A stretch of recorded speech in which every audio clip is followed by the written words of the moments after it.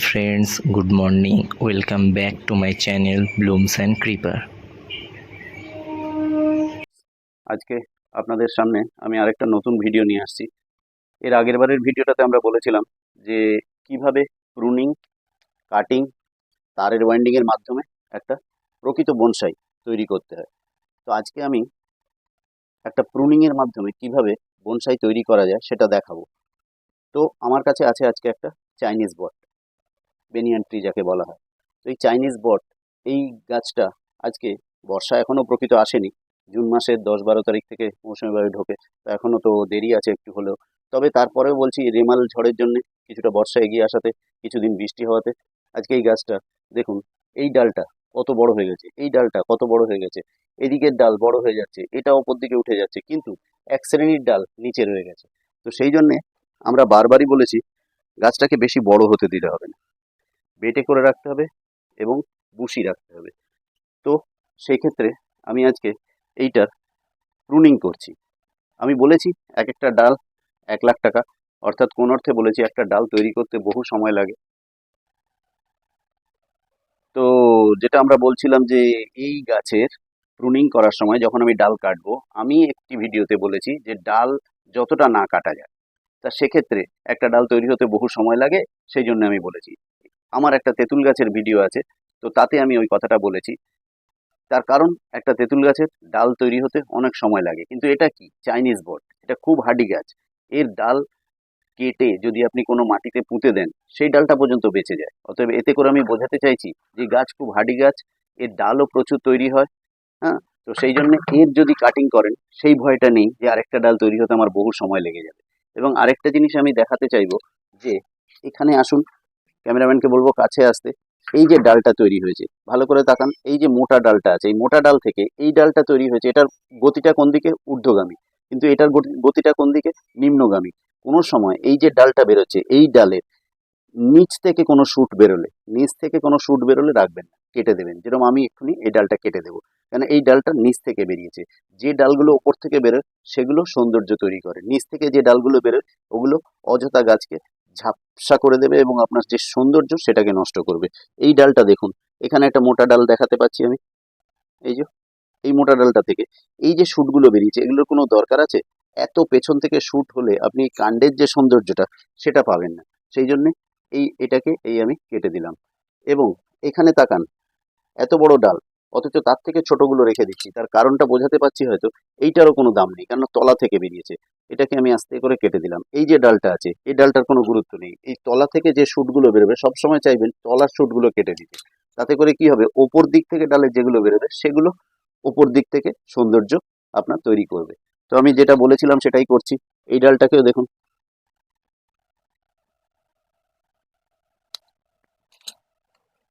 সুন্দর।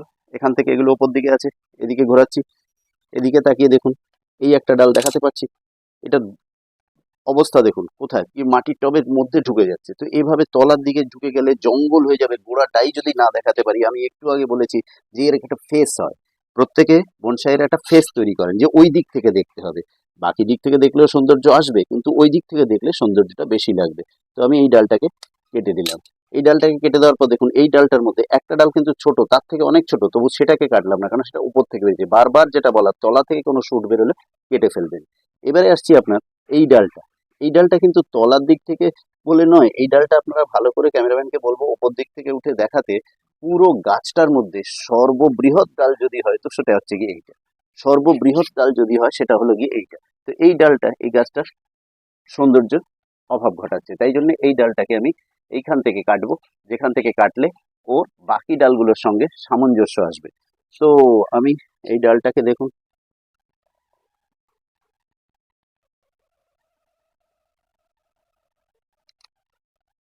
কেটে দিলাম।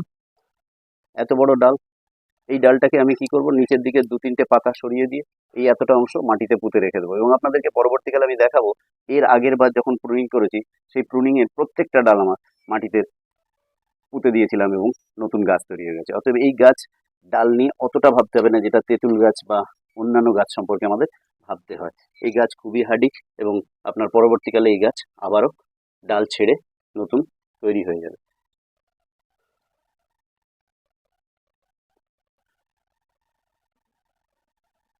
সেই একই কথা প্রযোজ্য। এই ডালটাও দেখুন, গাছের পরিধি যেটা, আমার এই গাছটাকে করার ইচ্ছা হচ্ছে গোল, এই গাছটাকে করব গোল।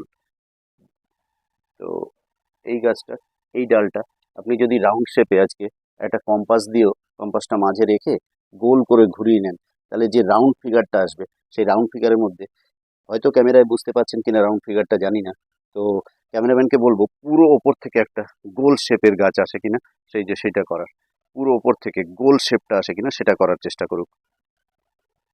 তাহলে বুঝতে পারবেন যে এই ডালটা সেই গোল শেপের কিরকম অবস্ট্রাকশন তৈরি করছে। অতএব এই ডালটাকে আমি এখান থেকে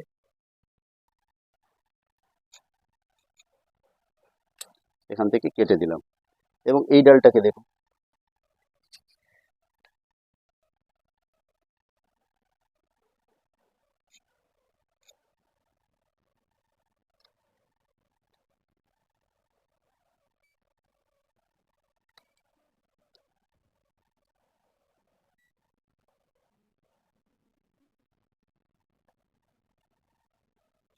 এই ডালটা অতিরিক্ত লম্বা হয়ে গেছে, তাই একে একটু বেটে করে দেওয়া যাক। এই ডালটা দেখুন,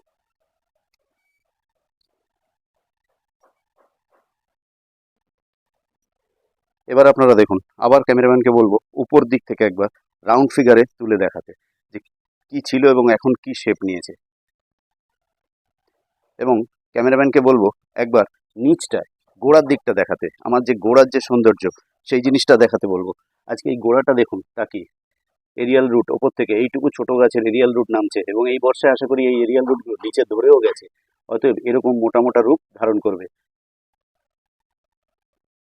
তো তলার দিকটা আরো কাছে আসতে বলবো ক্যামেরাকে, কাছে আসলে দেখতে পাবেন এই ডালটাও সৌন্দর্য, কারণ এটা ফেস যদি হয়, এই ডালটা মাঝখান থেকে অশান্তি করছে, তাই এটাকে ফেলে দিলাম। এটাকে ফেলে দেওয়াতে এখানটায় যে ফেসটা তৈরি হচ্ছে, এখান থেকে আপনারা গোড়াটা দেখতে পাচ্ছেন, কেননা বট গাছ বা এই জাতীয় যাদের এরিয়াল রুট আছে, এদের এরিয়াল রুটের সৌন্দর্য সত্যি সুন্দর। তো মাঝে মাঝে অ্যালুমিনিয়াম রড দিয়ে দেখুন গাছের ডালকে, যাতে নিচের দিকে হেলে না পড়ে, কারণ এই গাছটা এমনি বেটে, এই ডালটা যদি হেলে পড়ে তাহলে তো টবের মাটির সঙ্গে বা এই টবের যে ধারের সঙ্গে লেগে থাকবে, সেই জন্য এটাকে একটু উঁচু করে দিয়েছি। এবার উঁচু করে দেওয়াতে এখান থেকে যে ডালগুলো বেরোবে সেগুলো উপর দিকে ঊর্ধ্বমুখী হবে, নিচের দিকে থাকবে না।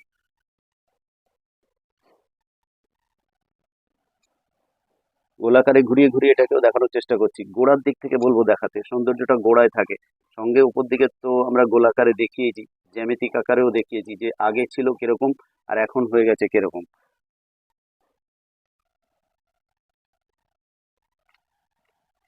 দেখাতে গিয়ে আমার মনে হচ্ছে এই ডালটা এখনো আর একটু কাটা দরকার।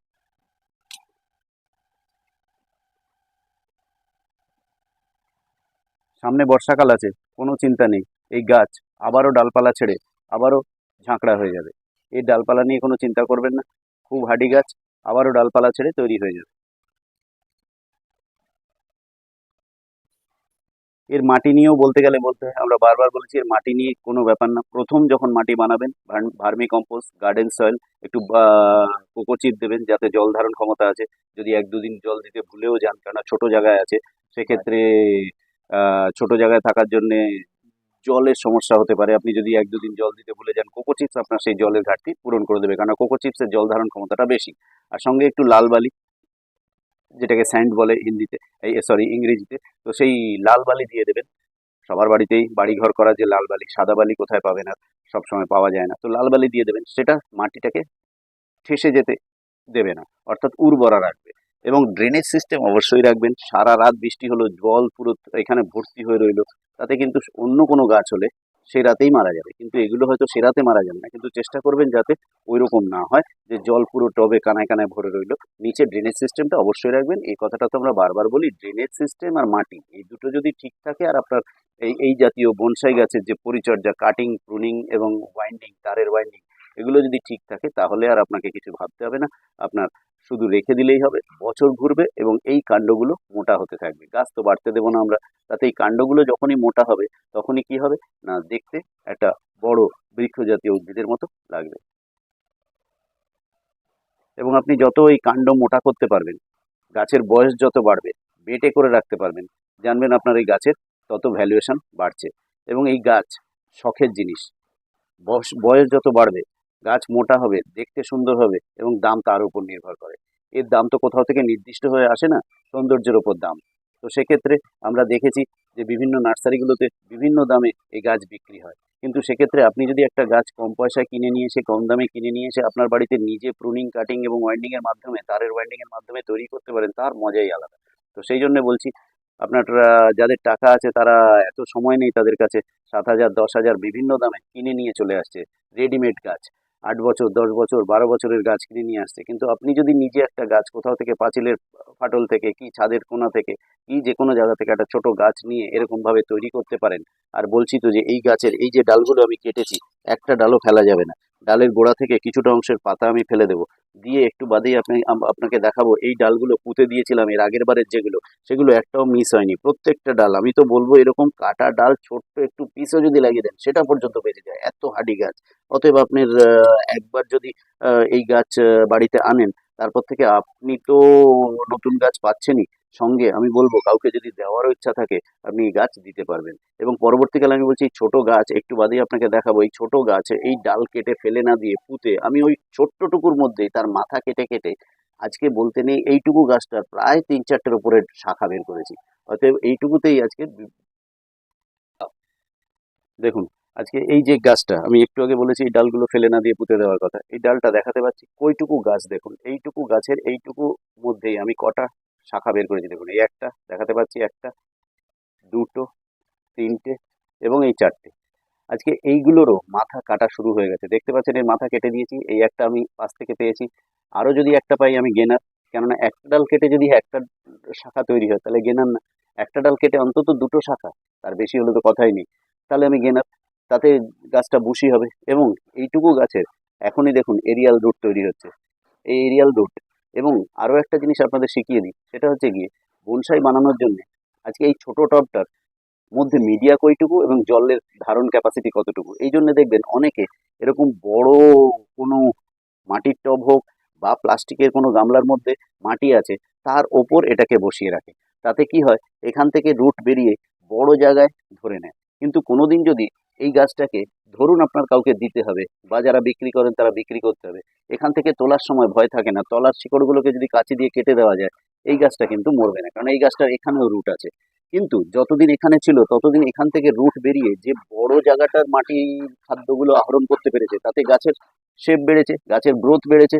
কিন্তু আপনি যদি এইটা রেখে দেন, কিছুদিন পরে দেখবেন গাছের আর গ্রোথ নেই, কারণ এইটুকু টবে যেটুকু মাটি, আর চৈত্র মাসের গরমে যা গরম, আপনি একদিন জল দিতে ভুলে গেলেই গাছ হয়তো অনেকটাই চোট খেয়ে যাবে। তো সেই জন্য চেষ্টা করবেন যে বনসাই, শুধু এইটা কেন, এরকম জাতীয় বনসাই, বড় বড় বনসাই যখন তৈরি করা হয়, মাদার ডেয়ারির কেট বা কোনো বড় গামলার মধ্যে মাটি দিয়ে তার উপরে এটাকে, ধরুন এটা যদি বড় একটা প্লাস্টিকের গামলা হয়, তার মধ্যে মাটি আছে, তার উপর জাস্ট এটা বসিয়ে রাখবেন।